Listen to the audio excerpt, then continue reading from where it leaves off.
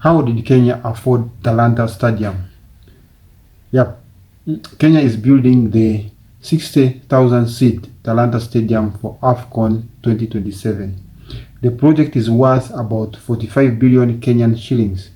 That raises one big question. How did Kenya afford it?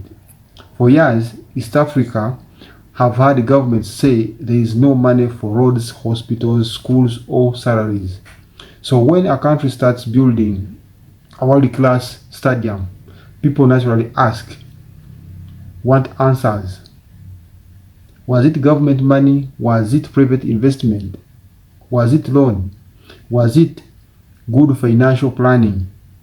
Or was it simply a decision that makes sports a priority? Whether you support the project or not, one thing is clear. Large projects do not happen by accident. Someone makes them a priority, someone finds the money, someone decides they are important enough to build. Now, here's the big question.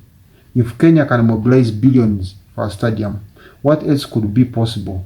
More railways, more factories, more industrial parks, more hospitals, more universities.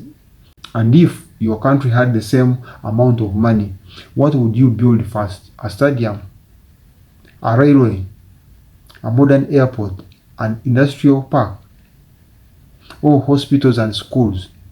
Some people believe stadiums create jobs, attract tourism, bring international events, and improve a country's image. Others believe the money should go to sectors that directly improve daily life. Who's right? Another question, will Talanta Stadium continue benefiting Kenya after AFCON 2027 ends? Will it host concerts, football matches, international events? Will it generate enough income to sustain itself? Or will it become an expensive facility that taxpayers continue maintaining for years? Kenya made a bold decision. Do you think it was the right one? And most importantly, if your country had 45 billion shillings today, what would you build? Tell us in the comments.